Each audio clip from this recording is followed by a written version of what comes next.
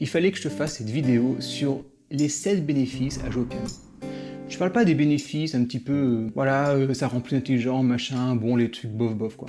Mais je parle des vrais bénéfices que j'ai constatés au cours de mes 27, peut-être 28 maintenant, années de piano, et aussi des bénéfices, j'étais très surpris, que j'ai constaté auprès de mes plusieurs milliers de pianistes sur mon site internet qui suivent mes formations. Des bénéfices dont je ne songeais même pas, mais vu toutes les personnes qui l'ont, c'est un bénéfice qui est très valable. Je te partage les 7 plus grands bénéfices à jouer au piano dans cette vidéo, et je te partage en dernier bénéfice, le bénéfice pour moi qui va bien plus loin que le piano, qui est bien plus important et qui va te suivre et t'aider pour toute ta vie. C'est hyper intéressant de l'avoir conscience parce que le fait d'en avoir conscience va te permettre de changer des choses dans ton jeu, de changer des choses de façon plus globale. Mais pour ça, il faut savoir où regarder, afin de cibler un endroit précis et de davantage progresser.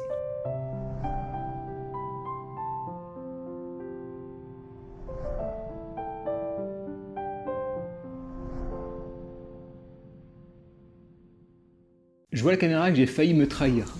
J'ai un coussin, mais un coussin guitare. Donc le premier bénéfice, c'est que la musique, elle fait du bien et elle apaise l'esprit.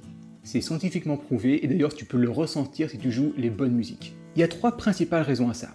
La première raison, c'est que la musique, elle va apaiser et diminuer ton rythme cardiaque. C'est-à-dire que si tu joues une musique lente, tu vas automatiquement prendre des respirations plus profondes, ça va automatiquement diminuer les pulsations de ton cœur et donc ça va ralentir le rythme en toi. Et forcément, quand on ralentit le rythme en soi, on est plus calme, on est plus serein, on est plus détendu. La deuxième chose, c'est que tu vas t'évader avec la musique. Jouer de la musique, tu vas un peu te construire un monde imaginaire, tu vas imaginer des choses, tu vas peut-être imaginer des endroits, des paysages en fonction de ce que tu joues, du style, des gammes, etc. Et donc, tu vas pouvoir fermer les yeux et t'évader dans un autre monde si tu veux. Et ce côté évasion va te permettre de penser à autre chose et de trouver ou retrouver de la sérénité. Et une troisième chose dans cette partie, c'est que quand tu joues une musique, tu as un sentiment d'accomplissement. C'est-à-dire que tu as une musique, c'est dur à jouer une musique, il y a un obstacle parce que tu ne peux pas le faire instantanément. Et donc le fait de travailler dessus et d'y arriver, tu vas avoir un sentiment de satisfaction, d'accomplissement. Tu vas réussir quelque chose, je ne sais pas si tu le sais, mais quand tu réussis quelque chose, tu as ton corps qui te sécrète un peu de dopamine, c'est ce qu'on appelle l'hormone du plaisir, l'hormone du bonheur. Et donc tu vas te sentir bien, tu vas te sentir heureux parce que tu vas avoir accompli quelque chose. C'est la même chose aussi, par exemple, tu vas courir 1 heure, et bien à la fin, tu auras fait quelque chose, et le fait de dire « ouais, j'ai réussi à le faire », tu vas sécréter cette fameuse hormone qui va te faire te sentir bien. Un deuxième bénéfice, c'est que ça améliore ta mémoire et ta concentration, mais également tes capacités cognitives. La mémoire et la concentration, c'est assez intuitif, tu apprends des morceaux, tu déchiffres, tu retiens des choses, donc ta mémoire travaille. Ce qui est très bon d'ailleurs, parce qu'il y a quelque chose qu'il faut bien comprendre, c'est que le cerveau humain, il ne vieillit pas vraiment. Tu sais, souvent on dit quand on prend de l'âge, on mémorise plus rien, on perd la mémoire. C'est pas exactement vrai. Il y a peut-être une petite partie forcément de dégénérescence du corps, ce qui est normal, mais il y a une énorme partie aussi au fait là-dedans qui n'est pas liée au corps humain.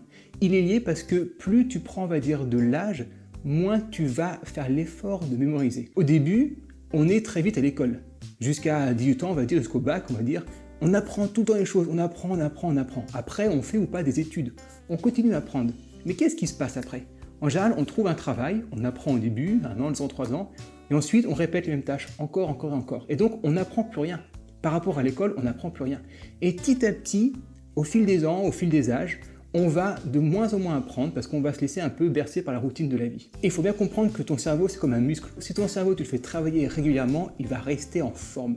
Mais si tu arrêtes d'apprendre, si tu arrêtes de faire l'effort d'apprendre quelque chose, ton cerveau, comme tout muscle, il va fondre. Un muscle qui ne travaille pas, il va fondre. Un cerveau qui ne travaille pas, il va avoir moins de fonctions cognitives. Et donc forcément, après 50 ans, 60 ans, 100 ans, 80 ans, beaucoup ne vont plus rien apprendre. Ils vont faire des choses, je ne sais pas, visiter des choses par exemple, mais ils ne vont pas apprendre, ils ne vont pas vraiment se poser et apprendre des choses. Et donc le piano te permet à n'importe quel âge de continuer à apprendre, véritablement apprendre et de maintenir ton cerveau en forme. C'est quelque chose qui est largement prouvé, tu peux regarder, il y a plein d'études sur ça sur internet. Et donc ça te permet aussi de créer des capacités cognitives, les maintenir parce que ça va te créer des synapses entre chaque neurone, des nouveaux synapses, en gros ce sont des liaisons, qui vont te permettre de rester en forme intellectuellement. Et là peut-être que tu vas me dire, oui mais j'ai, je sais pas, 40, 50, 100 ans, 110 ans, et c'est dur de le remettre au piano. Et c'est normal parce que tu es passé d'un état où tu apprenais beaucoup à l'école à peut-être 20-30 ans où tu as beaucoup moins appris, et donc forcément tu te remets dessus. C'est comme si tu courais des semi-marathons quand tu avais 20 ans, plus rien pendant les 30 prochaines années de ta vie, Et là, tu te remets à courir des marathons. Ah bah forcément, tu vas pas avoir le même niveau que quand tu avais il y a 20 ans, tu vois ce que je veux dire. Il va falloir se réadapter. Donc si tu veux garder ton cerveau en pleine forme, en pleine santé, apprendre le piano, c'est un excellent moyen. Troisième point, je garde le même plan, je le changerai au prochain, c'est que ça améliore ta confiance en toi. Pourquoi? Parce que tu vas aller dans une zone qui est inconfortable pour toi. Tu vas aller dans de la difficulté. Et donc, une fois que tu auras réussi à vaincre cet obstacle, qu'est-ce qui va se passer? Tu vas prendre confiance en toi davantage parce que ta zone de confort qui sera là, tu vas un peu l'agrandir. Tu vas en quelque sorte réussir, tu vas sortir vainqueur à chaque morceau. Tu vas dire oui, j'ai réussi à le passer, j'ai réussi à me dépasser pour le passer. Dépasser pour le passer. C'est bizarre comme phrase. Et donc, comme tout dépassement, on se sort plus fort ensuite. Une autre chose peut-être un peu plus subtile, c'est que quand on joue au piano, on arrive à faire quelque chose que très peu de personnes arrivent à faire. Et c'est une pierre qui est importante de la confiance en soi, c'est que pour avoir confiance en soi, il faut aller dans des choses que d'autres personnes ne savent pas faire. Tu vois que si n'importe qui, par exemple, pourrait prendre la parole devant 10 000 personnes et tout le monde est à l'aise, ça ne va pas t'apporter grand-chose. Mais le fait que très peu de personnes seraient à l'aise et que toi t'y arrives, là où d'autres n'y arrivent pas, c'est ça qui va améliorer ta confiance en toi. C'est faire des choses que les autres ne font pas. C'est pas d'un point de vue compétition, d'un point de vue meilleur que d'autres, etc. Non, c'est d'un point de vue qu'on a tous des zones où on va être meilleur que d'autres et des zones où on va être moins bon que d'autres. Mais il faut avoir des zones où on est meilleur que les autres pour avoir confiance dans ces zones-là. Savoir conduire une voiture, par exemple, ça va pas t'apporter beaucoup de confiance en toi parce que tout le monde sait conduire une voiture, c'est normal. Par contre, si tu sais, je sais pas, conduire un énorme camion, c'est super dur et tout, là, ça va apporter la confiance en toi parce que, par définition, peu de personnes arrivent à faire ça. Tu comprends où je veux en venir. Et jouer au piano, le piano c'est un instrument qui est plutôt difficile, où peu de personnes au final, si on prend le nombre de pianistes en France, je ne sais pas combien on peut être, ou dans les pays francophones, je pense aussi à nos amis canadiens qui regardent beaucoup cette vidéo, nos amis belges, suisses, et plein d'autres aussi, des petits endroits un peu disparates, et ceux que j'ai oubliés, désolé pour les autres. Mais je pense à vous très fort. Le fait qu'on soit peu nombreux à jouer du piano va te permettre d'aller dans des endroits que d'autres n'y arrivent pas. Un quatrième bénéfice, c'est que ça va réduire ton stress passager. On l'a un peu évoqué, mais quand on joue du piano, ça apaise l'esprit. Et donc le stress qui est passager, je parle pas le stress chronique, mais quelque chose qui va, un événement par exemple, qui va arriver aujourd'hui ou hier et qui va un peu te travailler, ça va permettre de l'évacuer et de penser à autre chose en jouant au piano. Et ça, c'est un remède assez puissant parce que le fait de jouer au piano, qu'est-ce qui va se passer? Ça va accaparer ton esprit sur une tâche précise. Tu vas devoir mettre ta concentration sur le piano. Et tu vas me dire, oui, mais ça marche avec plein d'autres tâches. Eh bien, pas vraiment, parce que si jamais tu regardes une série Netflix, par exemple, si tu penses à autre chose, qu'est-ce qui se passe? La série Netflix, elle continue à tourner, elle continue. Et donc, tu peux te permettre de penser à autre chose et de repenser à ce qui génère du stress. Alors qu'au piano, si tout d'un coup, tu te concentres et tu penses à quelque chose, qu'est-ce qui va se passer? Tu vas arrêter de jouer au piano, ou tu vas faire des fausses notes, ou tu vas bloquer. Et donc, tu vas dire, ah oui, attends, là, je pense à autre chose, refocus sur le piano. Donc, dès que tu apportes autre chose, ça va emmêler ton piano. Et donc, le piano est quelque chose d'actif. Tu vas être actif en jouant au piano. Regarder la télé, tu es passif. Lire un livre, par exemple, tu es actif. Si tout d'un coup, tu penses à autre chose, tu vas plus lire ton livre. Tu vois ce que je veux dire?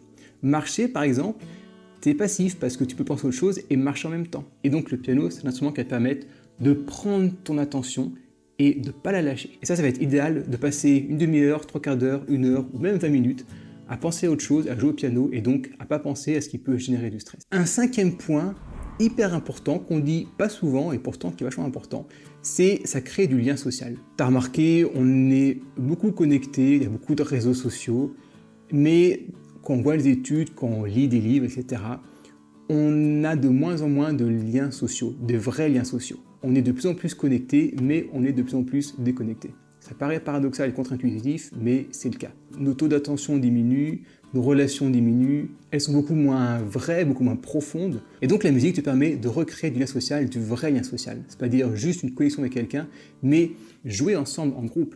Quand tu joues au piano, quand tu joues de la guitare par exemple, qui est derrière moi, forcément qu'est-ce que tu vas faire? Tu vas jouer, mais tu vas rencontrer quelqu'un qui joue de la musique, et bien tu vas pouvoir jouer avec lui, tu vas rencontrer par exemple un chanteur ou une chanteuse, tu vas pouvoir l'accompagner au piano, tu vas pouvoir essayer d'intégrer d'autres groupes, tout simplement même tu joues dans un restaurant, tu joues dans une gare, tu joues dans un bar, etc., tu joues au piano, qu'est-ce qui va se passer? Tu as forcément une personne qui va venir te voir, ou plusieurs, et il va te voir, il va dire oh, bah, c'est chouette ce que tu joues. Par exemple, peut-être qu'il va apprendre, il va dire bah, comment tu as fait pour apprendre à jouer au piano, j'aimerais bien apprendre. Là tu vas lui dire bah écoute, il y a le site Le Piano Grand Ouvert, il est super et tout, j'ai appris avec ça. Ou alors il va te dire ah tiens, moi je joue beaucoup de jazz, là tu as joué du blues, bah apprends-moi 2-3 petits gimmicks pour jouer du blues, tu vois, ou fais-moi voir, tiens, ce que tu as fait la main gauche, c'est intéressant. Ou tout simplement te dire, bah j'adore ce que tu joues, est-ce que tu pourrais pas me jouer cette musique, tu vois. Et donc tu vas créer du lien en faisant ça. Si tu joues par exemple dehors, c'est un piano portable, et que tu joues dehors, dans un parc, sur un banc, n'importe où, il y a forcément des gens qui vont t'entendre, et il y en a qui vont venir te voir, qui vont discuter. Par exemple, quand je fais de la photo, dehors, ça met un peu de temps parce que appareil photo, je mets le trépied et tout, je fais des poses longues en photo, par exemple, quand je prends de l'eau, par exemple, un fleuve ou une petite cascade et tout. Voilà, donc je suis à un endroit fixe pendant peut-être 15-20 minutes ou beaucoup plus si je prends ça très tôt pour avoir le soleil et tout. Et donc tu as toujours quelqu'un qui vient me voir et qui me dit bah, qu'est-ce que j'ai comme matériel, est-ce que j'en suis content, pourquoi là je visse un filtre, pourquoi le filtre je le tourne, pourquoi je fais tel réglage, qu'est-ce que j'essaie de prendre en photo, enfin tu as toujours quelqu'un qui vient me voir, qui pose des questions.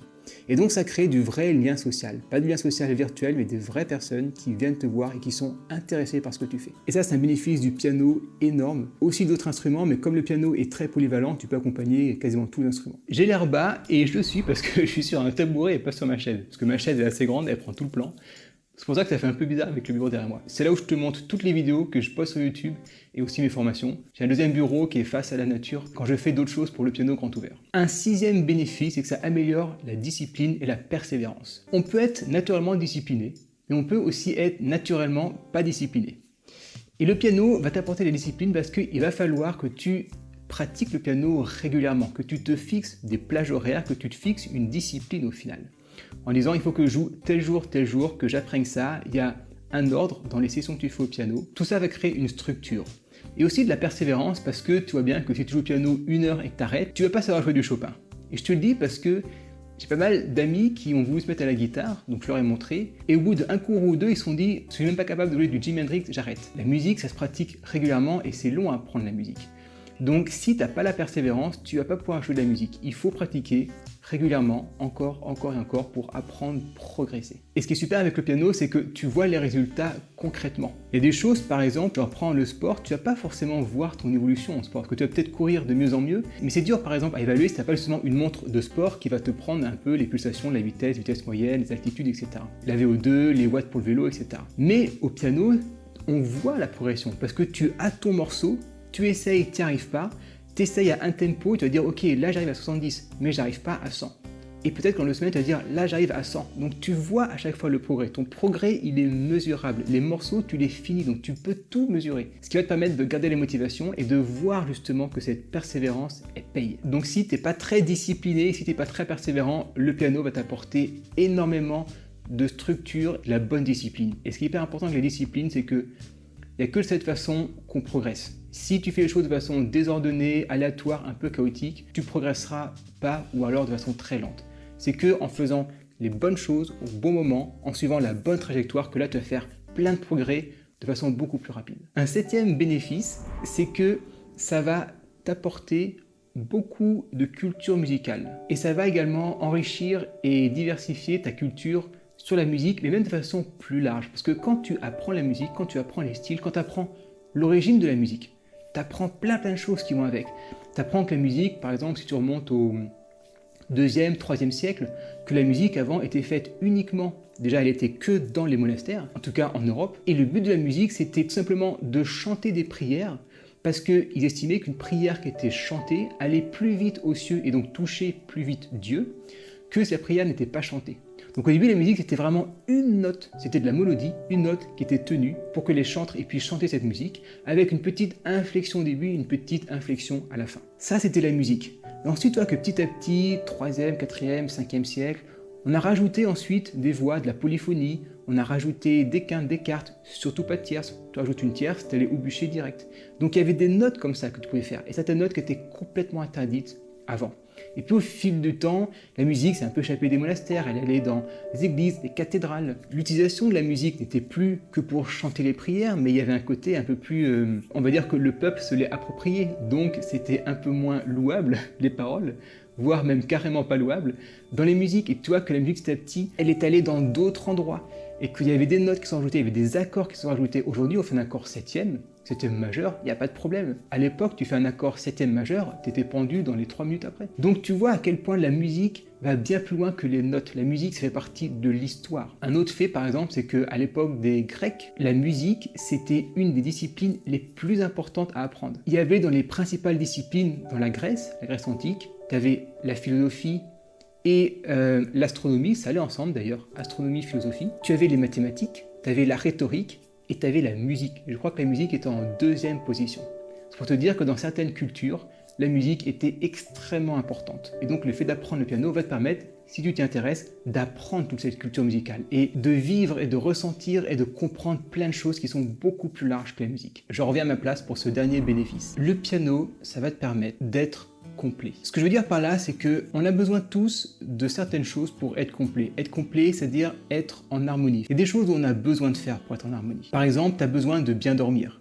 Tu peux pas être complet et être bien, si tu veux, dans ta tête, dans ton corps, si tu dors pas bien. Si tu es tout le temps fatigué, tout le temps en manque de sommeil, tout le temps la tête un peu en brouillard, tu peux pas être bien. Il y a d'autres choses, par exemple, faire une activité, c'est aussi reconnu scientifiquement, bien sûr, et maintenant on le sait, c'est très bon pour la santé et c'est absolument nécessaire pour être bien, pour se décharger du stress, pour éliminer les toxines, pour être un peu en plein air, pour se dépenser et tout, on en a besoin. Pour être complet, pour être bien, pour être serein, on en a besoin. C'est pareil par exemple pour tout ce qui est l'alimentation, qui va venir bien sûr influencer ton physique, mais surtout qui va venir modifier des choses là-dedans, parce que ce que tu manges va nourrir ton cerveau, et ton cerveau, il va sécréter des choses différentes. Tu sais, les émotions, la joie, le plaisir, la tristesse, c'est ton cerveau qui les sécrète tout ça. Et donc une bonne alimentation va aussi te permettre d'être complet et d'être en harmonie avec toi-même. Et aussi d'avoir assez d'énergie pour accomplir ce que tu veux accomplir, pour accomplir les rêves que tu veux faire, pour faire plein de choses, pour avoir une vie riche, une vie épanouie, et une vie où tu fais les choses que tu as envie de faire. Et à mon sens, pour être complet, on a besoin d'au moins un loisir. On a besoin d'une chose qu'on pratique, qui est à nous en fait, qui va créer notre identité. Parce qu'on a besoin d'être différent des autres. Et donc le fait d'avoir un loisir, que ce soit le piano ou, je sais pas, peindre, écrire, chanter, explorer des choses, filmer par exemple des voyages, mais avoir un loisir, avoir un truc à toi, ça va te permettre d'être complet. Et le fait de pratiquer quelque chose de façon active va te construire, ça va te permettre d'avoir une compétence nouvelle que tu vas développer. Et toi, ce côté être complet, je te le dis par rapport aux commentaires d'un très grand nombre de pianistes qui m'ont dit que c'était un rêve qu'ils ont eu pour eux, qui sont en train de réaliser ce rêve, qui sont en train d'aller de l'avant, qui sont en train de se prouver qu'ils peuvent le faire, qui sont en train d'apprendre quelque chose qu'ils pensaient ne pas être possible. Et je vois bien dans ces commentaires que c'était une pièce manquante du puzzle pour qu'ils se sentent bien.